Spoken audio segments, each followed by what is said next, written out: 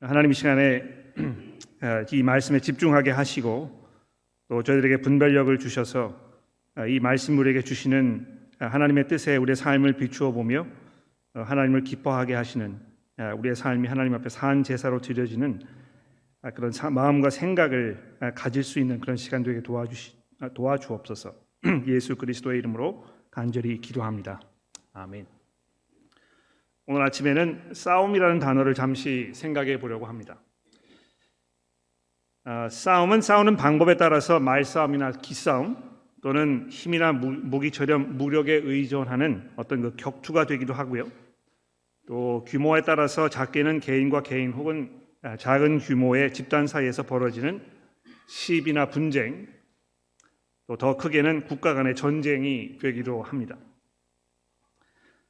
싸움의 또 다른 면은 상대가 누구냐 하는 것인데요. 모든 싸움에는 이제 상대가 둘 중에 하나라고 생각합니다. 누구입니까? 자기 자신이 아니면 나와 구별된 다른 인격체 또는 나와 구별된 사물이나 현상 등 이 둘 중에 하나가 될 것입니다.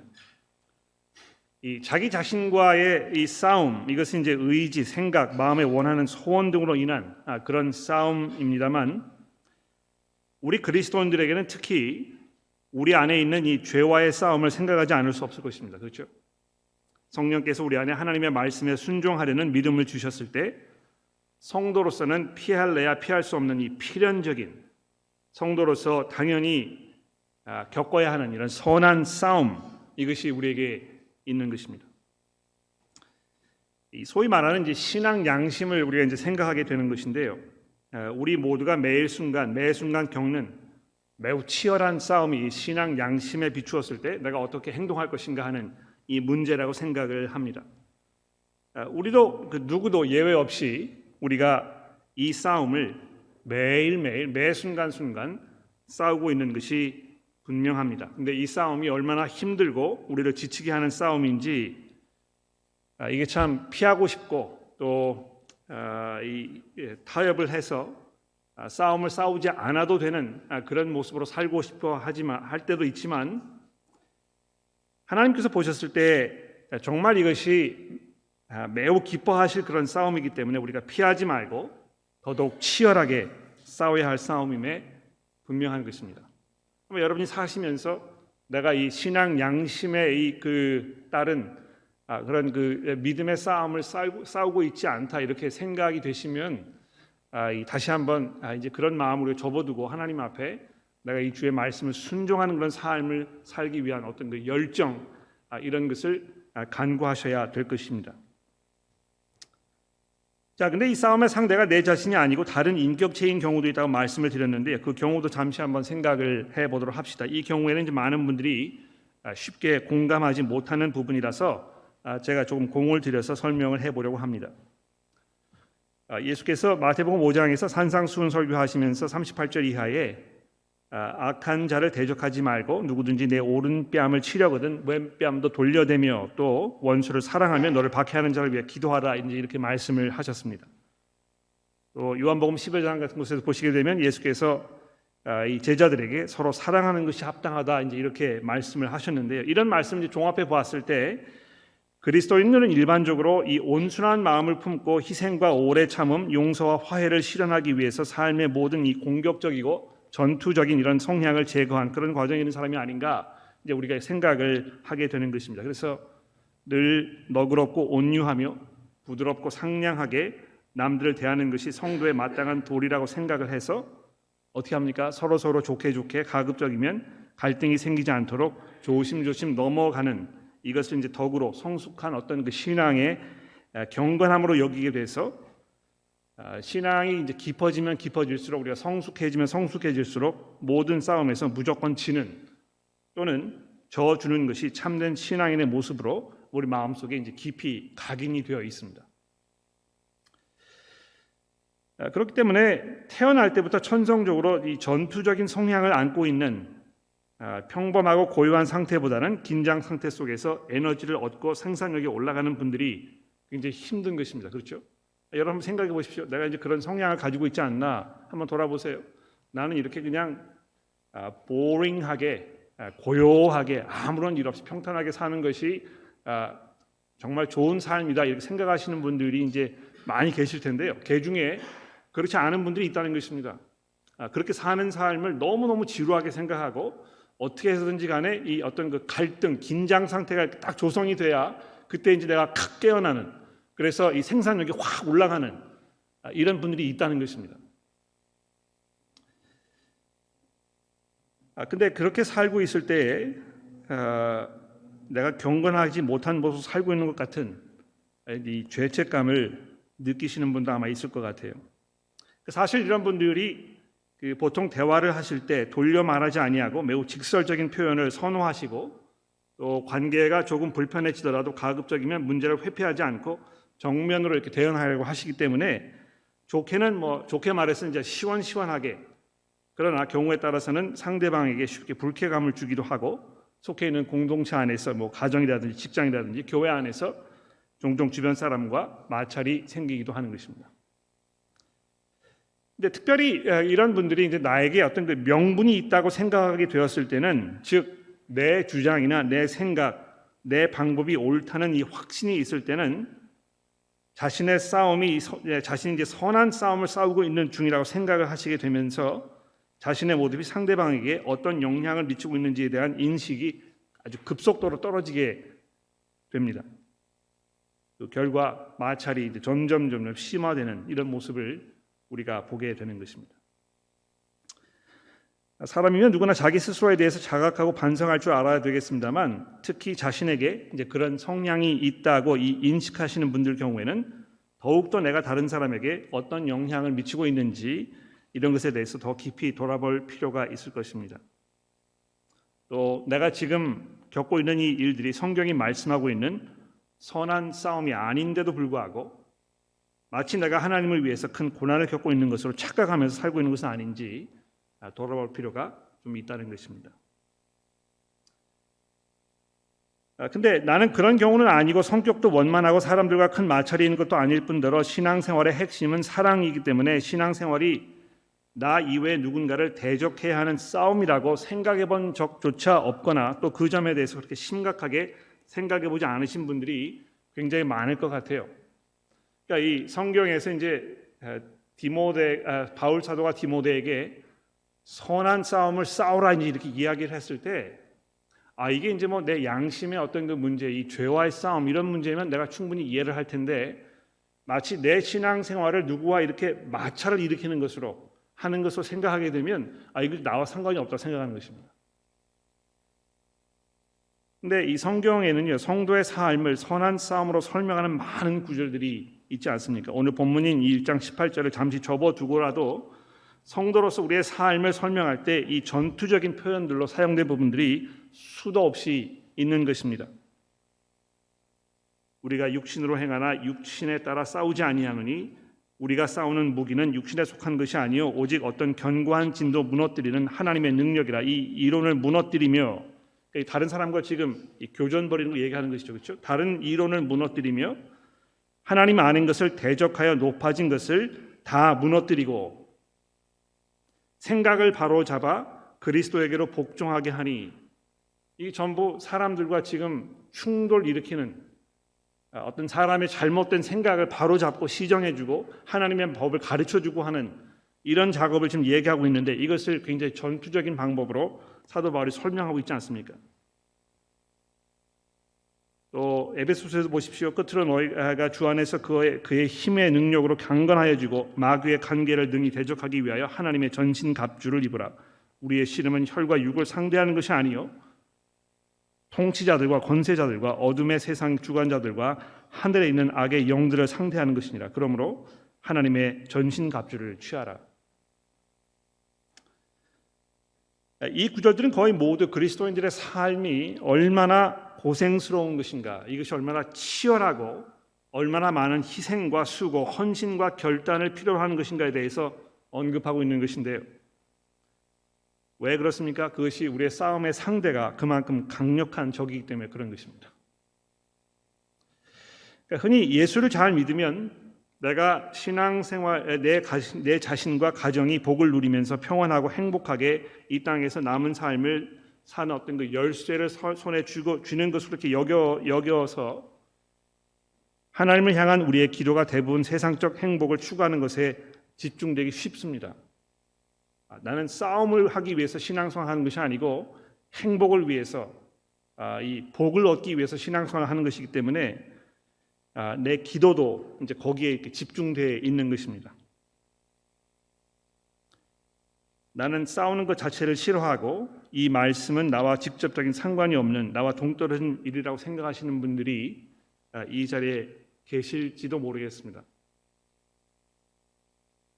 그런데 행복하고 편안한 삶을 사모하여 그것을 동경하고 쫓는 삶이 아니고 하나님의 진리를 위하여 죄인을 구원하시려고 세상에 그리스도를 보내셔야 했던 구주이신 복되신 하나님의 이 영광의 복음을 전하고 설명하여 도무지 듣지 않으려는 이들의 마음을 설득하고 그들이 하나님의 긍휼을 입을 수 있는 길을 여는 이 일은 정말 많은 수고와 눈물과 희생을 필요로 하는 싸움이라는 것을 기억하지 않을 수 없습니다.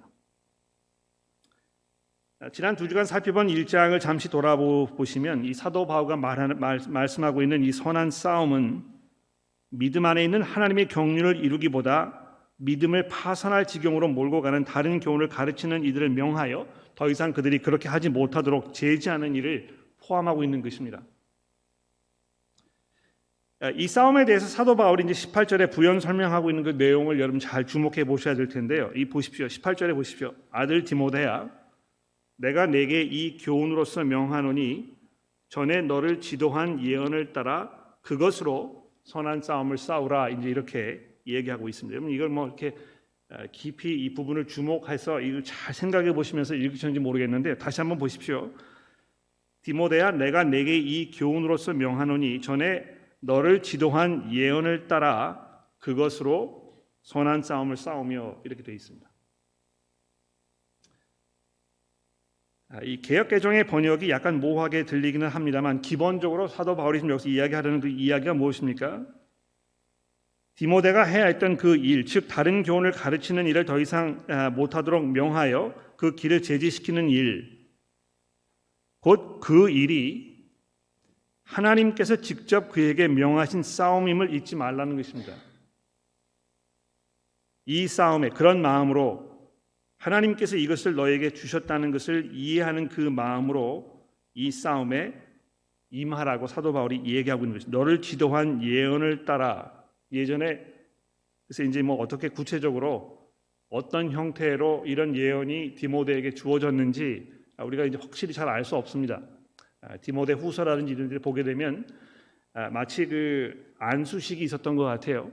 디모데가 이제 사역을 잘 해오니까 교회에 있던 여러 그 교회 장로들이 이 사람을 이 목회자로 세워가지고 이 하나님의 말씀을 선포하고 가르치는 사람으로 우리가 이제 인정해야 되겠다 하는 아마 그런 자리가 있었던 것 같은데 제 짐작에는 아마 그 자리에서 이 디모데를 안수하던 장로들에게 하나님께서 어떤 그 예언의 말씀으로 앞으로 디모데가 해야 할 이 일에 대해서 언급한 것이 아닌가 이제 이렇게 생각이 됩니다.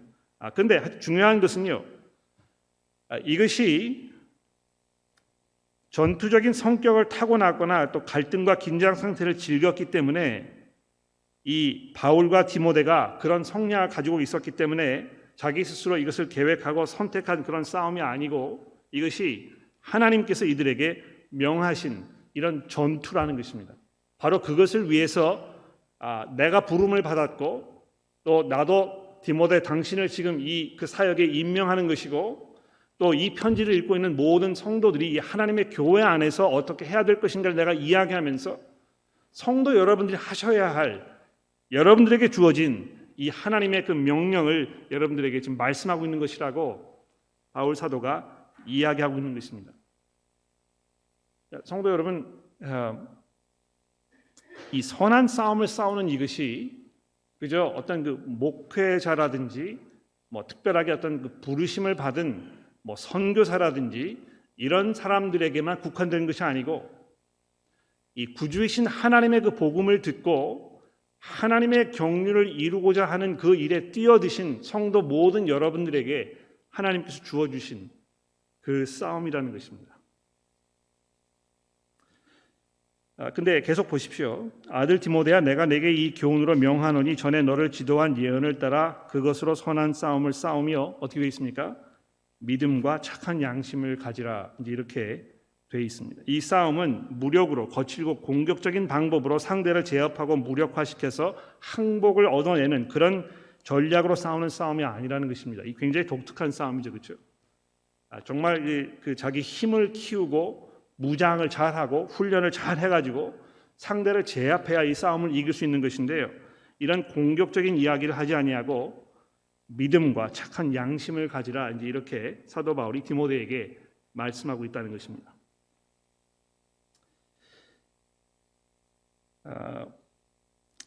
개역개정이 이제 선한 싸움을 싸우는 것하고 이 믿음과 착한 양심을 가지는 것, 이것을 어떤 두 개의 구별된 이런 일들로 생각하는 그런 뉘앙스를 이렇게 풍기는 것 같아요. 선한 싸움을 싸우고 그 다음에 믿음과 착한 양심을 가지라, 이렇게 해서 두 가지가 서로 연관성이 없는 것인 것처럼 이렇게 이제 번역이 되어 있습니다만, 사도 바울의 의도는 이 두 가지를 아주 밀접하게 연결시켜 가지고 믿음과 착한 양심, 바로 이 두 가지가 하나님께서 명하신 이 선한 싸움을 싸우는 방법이라는 것에 대해서 지금 설명하고 있는 것입니다. 어떻게 이 싸움을 싸울 것인가? 어떻게 우리를 준비하고 어떤 전략으로 나가서 이 싸움을 이겨낼 것인가?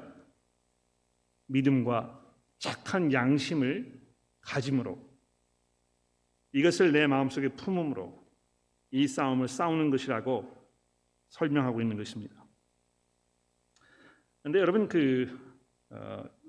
성경 공부 세워주기 그룹 시간에 이제 출석하시는 분들은 아마 그 교재를 통해서 이 디모데 전서를 이제 여러 번 읽게 되시는 그런 일을 하셨을 텐데요.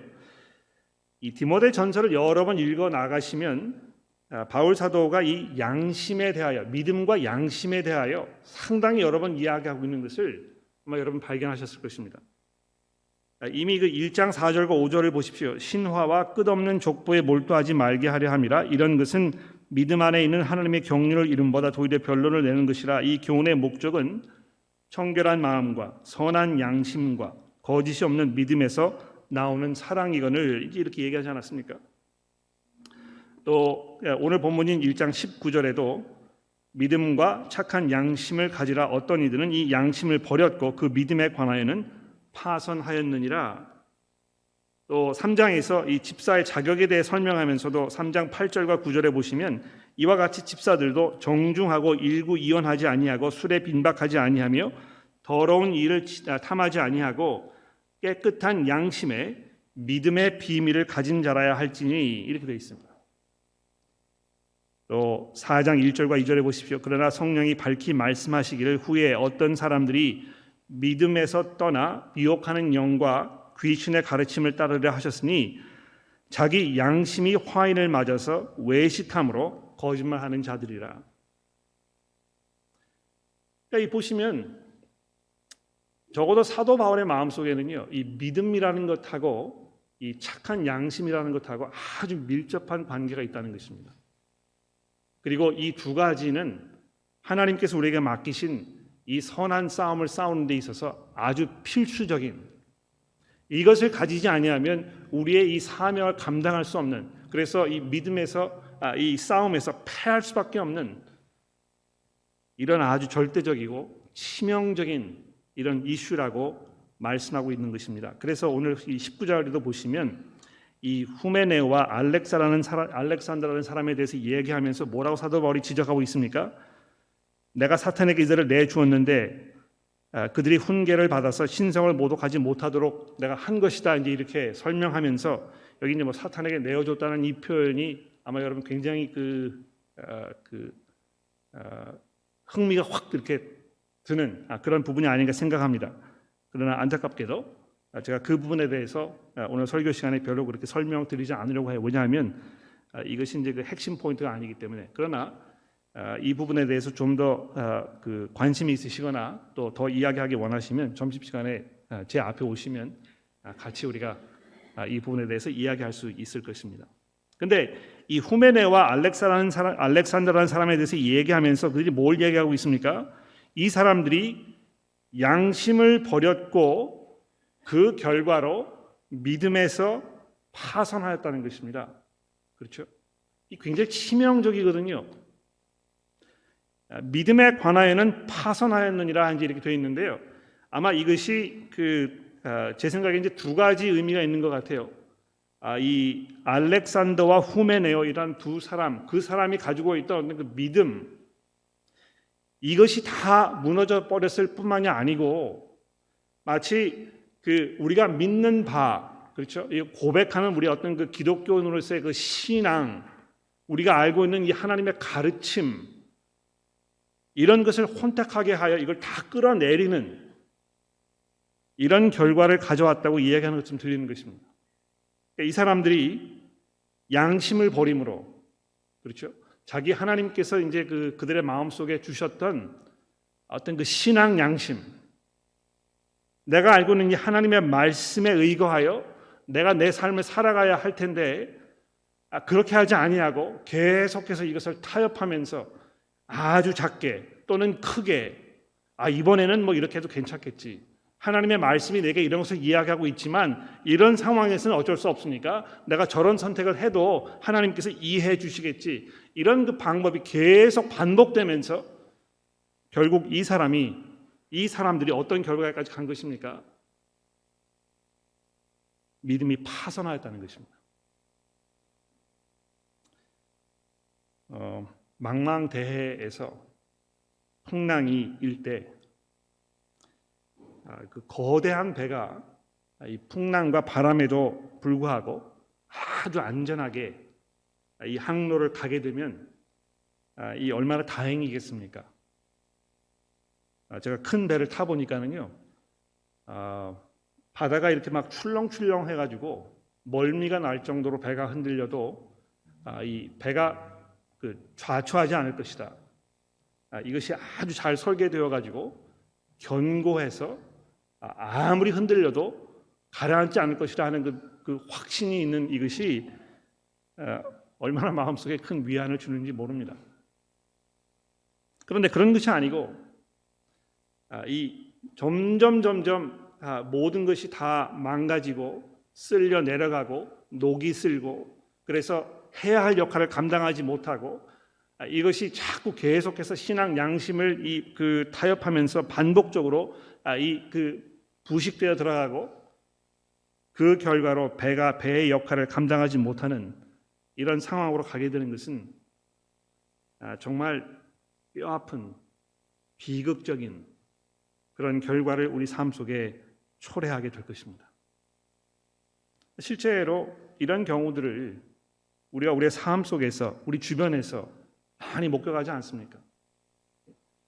믿음이 있다고 하지만 신앙 양심에 따라 살지 않는 것입니다. 믿음이라는 것은 그냥 믿음이고 또 매일매일의 삶 속에서 내가 부딪혀야 하는 어떤 그 삶의 긴박한 문제들, 이런 것은 또 다른 방법으로 해결하는, 그래서 이 믿음과 양심이 이렇게 서로 한데 엉켜가지고 행동하지 못하고 마치 이것이 이분화되어 있는 어떤 그 두 개의 그 세계인 것처럼, 그래서 그 사이를 계속 왔다 갔다 하시는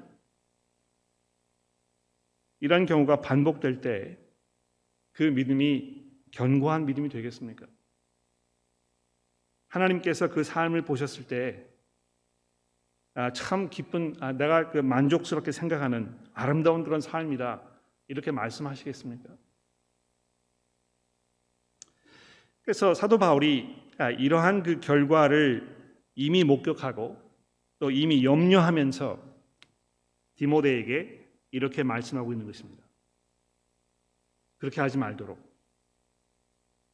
그 엉뚱한 내용으로 계속해서 신앙의 양심을 타협하도록 만들고 마치 그것이 대수롭지 않은 일인 것처럼 행동하여 결국에는 이 신앙을 파선으로 몰고 가는 이런 사람들을 막으라고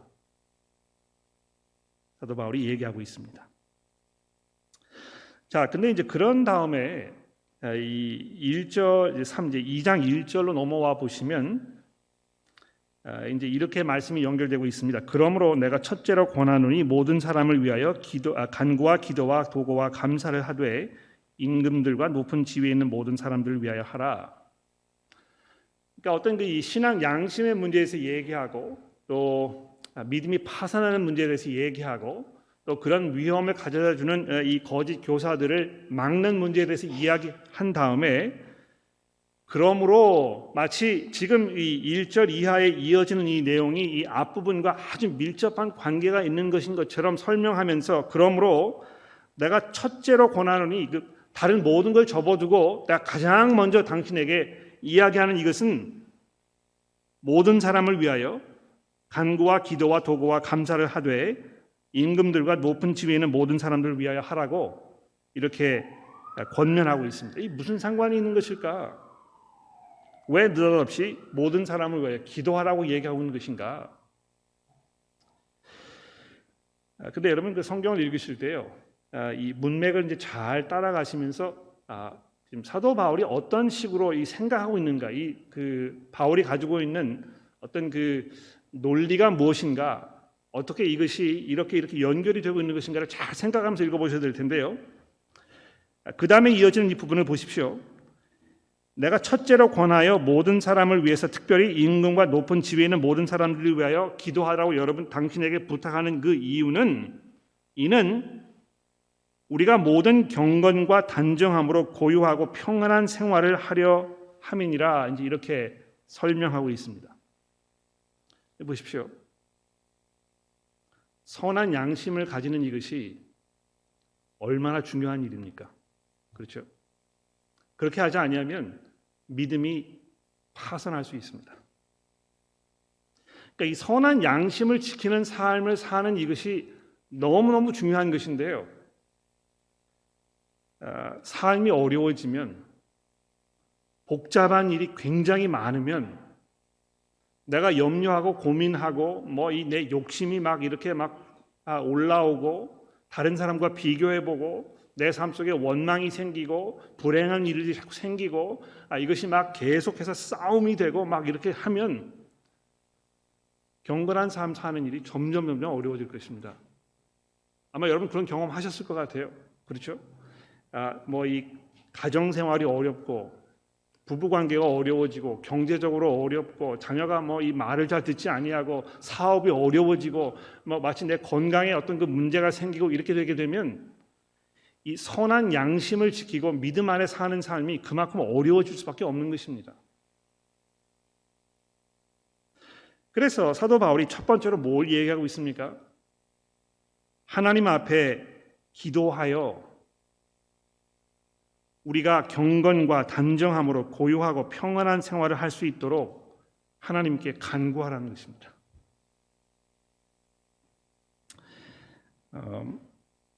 경건하고 단정하고 고요하고 평안한 생활을 선호하지 않으시는 분들 혹시 계십니까? 제가 이제 종종 그런 이야기를 들어요. 호주에서 사는 것이 너무 지루하다는 것입니다. 한국에 이런 데 가면 너무 흥미진진한 일들이 많아요. 친구들도 많고 먹을 것도 많고 가서 구경할 것도 많고 일이 굉장히 많습니다. TV를 틀어도 이 사람의 어떤 그 말초신경 자극하는 일들이 끊이지 않고 이어지고요. 근데 호주에는 어떻습니까? 이 직장 끝나면 집에 와가지고 밥 먹고 그냥 자는 것입니다. 그렇죠? 이 뭔가 좀 그 삶이 부족한 것 같아요. 약간 어떤 그 자극도 좀 있고 흥미도 좀 있고 막 이렇게 해서 삶에 활력이 생기고 이렇게 했으면 좋겠는데 그런 게 없으니까 어떻게 하는 것입니까? 이제 그 돌파구를 찾으려고 하는 것이죠. 그러니까 이 사고를 치는 것입니다. 일반적인 방법으로는 내가 만족을 누릴 수 없기 때문에 이 뭘 해가지고 내가 좀 더 흥미 있는 그런 삶을 살 것인가? 사람의 어떤 그 유혹에 이제 귀가 솔깃해지고 이걸 좀 해보면 내가 좀 더 그 의미 있고 흥미 있는 이런 삶을 살게 될 것이 아닌가? 이제 그렇게 하다가 돌이킬 수 없는 그 지경으로 들어가시는 분들을 우리가 수도 없이 주변에서 봐오지 않습니까?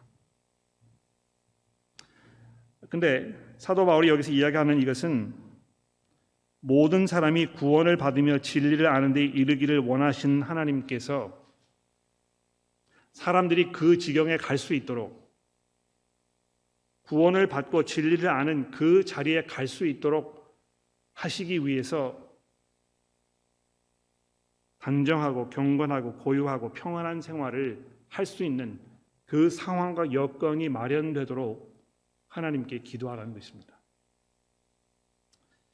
어떤 면에서는 이것이 그 세상 사람들이 우리에게 제시하는 삶의 방향과 아주 대조되는, 별로 그렇게 매력적으로 느껴지지 않는 이런 삶이 분명해요.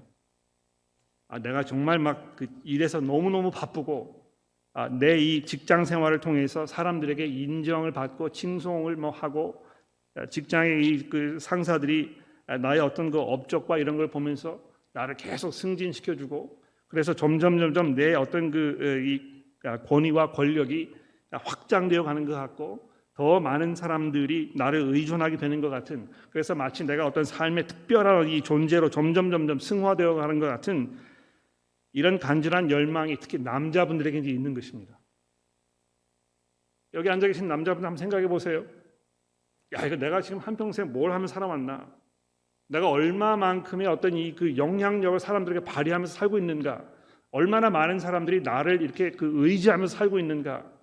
많은 사람들이 나를 인정해주고 마치 내가 그들에게 어떤 큰 어떤 이 은혜를 베푸는 것 같은 이런 삶을 살고 있는가? 이런 것이 이 남자로서 우리의 이 삶의 존재감, 존재 가치 이런 것을 결정해 준다고 생각하잖아요. 그러니까 어떻게 해서든지 간에 이 승진의 기회를 얻으려고 하고, 내가 승진해서 더 많은 어떤 그 힘을 발휘해야 내가 이 삶의 어떤 그 의미를 찾을 수 있다고 생각하기 때문에 어떤 고요하고 단정하고 평안한 경건한 이런 삶을 사는 데 있어서 별로 그렇게 노력하지 않는 것입니다. 오히려 이것을 거침돌로 방해물로 생각해서 될 수 있으면 이거를 빨리 접어두고 세상으로 뛰어들어야 하는 이런 강한 유혹을 우리가 받고 있지 않습니까? 그런 면에서 남성 교우 여러분들이 교회에 오셨을 때 또 세워주기 그룹을 하시면서 서로 여러분들 교제하시면서 이 문제에 대하여 깊이 생각해보고 우리가 어떤 그 세계관을 가지고 살고 있는가, 무엇이 나로 하여금 정말 하나님 앞에서 하나님 보셨을 때 선하고 받으실 만한 이런 삶인가, 이거를 깊이 논의하고 서로 이야기하는 일이 정말 중요하다고 생각합니다. 성도 여러분, 하나님께서는 오늘 본문 말씀이 이야기하고 있는 것처럼 모든 사람이 구원을 받으며 진리를 아는 데 이르기를 원하십니다. 이것이 바로 1장 5절에서 이야기했던 이 하나님의 경륜이라는 것입니다. 왜 하나님께서 세상을 만든 것인가? 왜 하나님께서 나를 이 땅에 지금 이 자리에 이 시대에 살게 하신 것인가? 내가 무엇을 위하여 지금 이 땅에 존재하고 있는 것인가?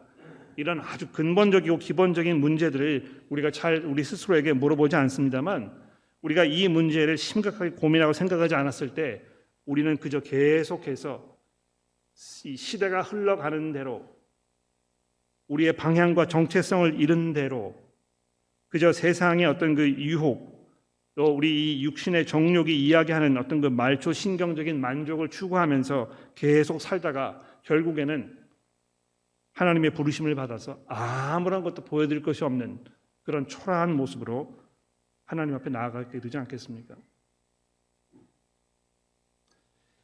일주일 동안 수련회를 가면서 제가 저녁 시간에 밤에 이런 생각을 많이 했어요. 제가 이제 올해 55살이 됐는데요. 앵글칸 교회에서 은퇴를 하려면 이제 67세에 은퇴를 하거든요. 이제 12년이 남았구나. 은퇴를 하기 전에 12년을 이제 어떻게 보내야 될 것인가? 어떻게 하면 하나님께서 보셨을 때 참 잘했다, 착하고 충성된 종이라 이렇게 이야기하실까에 대해서 굉장히 많이 고민하기 시작했습니다. 여러분도 종종 그런 질문들을 스스로에게 하지 않으실까 생각합니다. 이제 하나님을 만날 날이 이렇게 멀지 않았는데 내가 하나님 앞에 나아갔을 때 하나님께서 나에게 내가 지금까지 뭘 하며 살아왔는지 그 결과를 좀 셈해 보자 이렇게 이야기하셨을 때 내가 하나님께 뭘 보여드릴 것인가? 근데 하나님께서 원하시는 것은 모든 사람이 구원을 받으며 진리를 아는 데 이르기를 원하신다는 것입니다. 그래서 어떻게 하셨습니까? 이 한 분이신 하나님께서 오직 유일하신 중보자가 되시는 예수 그리스도 이분을 이 땅에 보내셔서 그로 하여금 모든 사람을 위하여 자기를 대속물로 주시는 이 엄청난 사건을 일으키셨다는 것입니다. 여러분 이 6절의 말씀을 잘 한번 생각해 보십시오. 모든 사람을 위하여 자기를 대속물로 주셨으니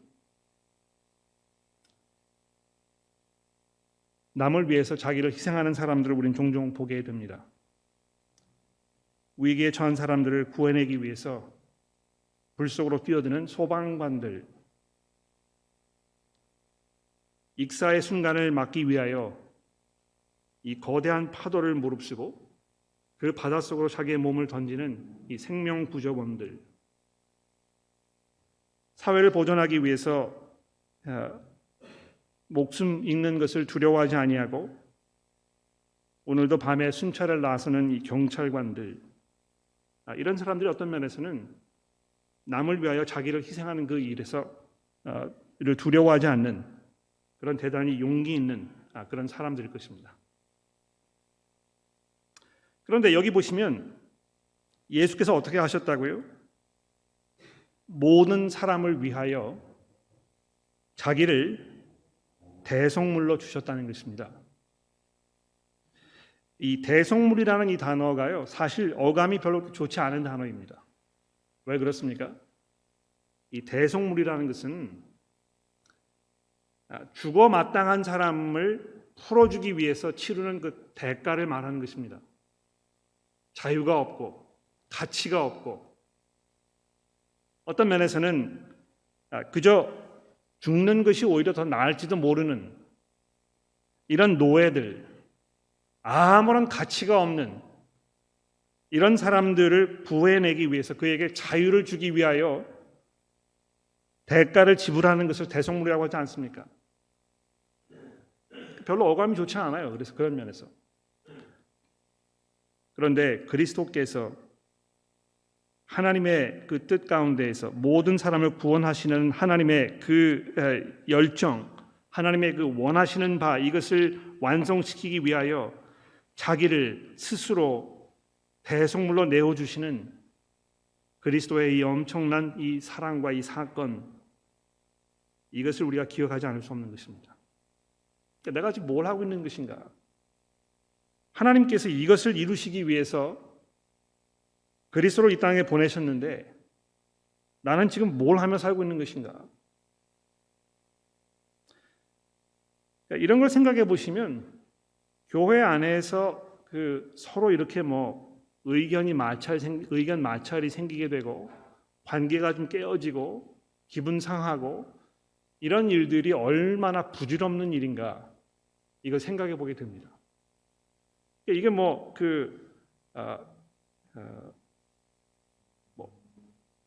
모닝티를 이렇게 할 것인가 말 것인가, 주차를 여기다 할 것인가 말 것인가, 이 교회를 올 때에 무슨 옷을 입고 올 것인가 말 것인가, 이런 문제들이 우리 생각에는 굉장히 중요한 문제들인 것처럼 생각이 되고, 그래서 마치 여기에 대해서 아주 강한 입장을 표명했을 때 이 어떤 그 반대의 의견이 이제 오게 되고, 그런 반대 의견을 제시하는 사람들 바라보면서 이거 내가 좀 선한 싸움을 싸우고 있는 것이다.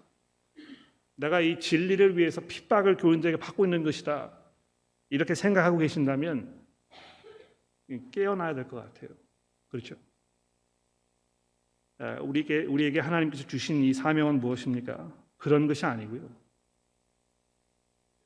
모든 사람들이 경건과 단정함으로 고요하고 평안한 생활을 함으로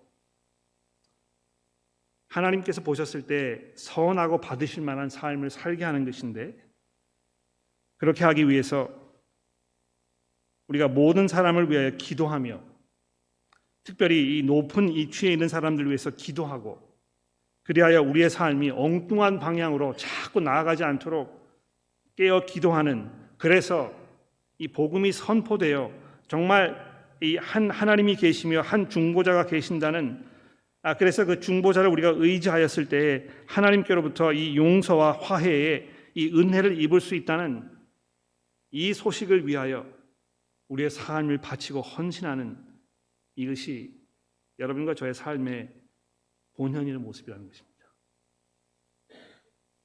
이를 위하여 내가 전파하는 자와 사도로 세움을 입은 것은 참말이요 거짓말이 아니니 믿음과 진리 안에서 내가 이방인의 스승이 되었노라 이야기했던 이 사도 바울의 이 어떤 자서전적인 이 고백이, 물론 이것이 바울 사도에게 해당하는 그런 고백입니다만 2차적으로 여러분과 저에게도 얼마든지 해당되는 이 중요한 어떤 하나님의 그 파송의 말씀이 아니라 생각해요. 내가 이 복음을 위하여 전파하는 자와 사도로 세움을 받았지만 여러분과 저도 역시 이 복음과 함께 고난을 받기 위하여, 이 선한 싸움에 참여하기 위하여 하나님께로부터 부르심을 받았다는 것입니다. 우리 주변에 살고 있는 이 사람들을 돌아보면서 죄 가운데에서 방향을 잃은 채로 어디로 가는지 알지 못하면서 결국에는 이 하나님의 심판 가운데 놓여 있는 이들을 바라보면서 우리가 정말 안타까운 마음으로, 기도하는 마음으로, 하나님께 간절히 간구하는 마음으로 우리의 삶을 살아가야 하겠습니다. 기도하겠습니다.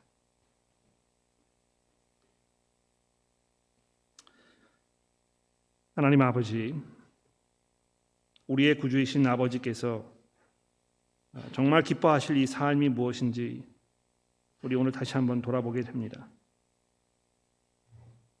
혹시 우리의 마음과 생각이 부질없는 것들에 집중되어 있지 않은지, 마치 그것에 매어 달려 살고 있는 우리의 삶이 하나님 보시기에 합당한 선한 싸움이라고 착각하며 살고 있는 것은 아닌지 저로 깨닫게 하시고, 그 아들 이 땅에 보내셔서 모든 사람들을 구원으로 이끌기 원하셨던 하나님의 그 마음을 저희가 헤아리며 우리의 삶을 재조명할 수 있도록 도와주옵소서. 하나님의 저희가 영원한 하나님의 나라를 바라보게 하시고 이 땅에서 순간적으로 지나가 버릴 그것들에 우리의 모든 것들을 거는 그런 어리석은 삶을 살지 않도록 우리를 인도하여 주옵소서. 예수 그리스도의 이름으로 기도합니다.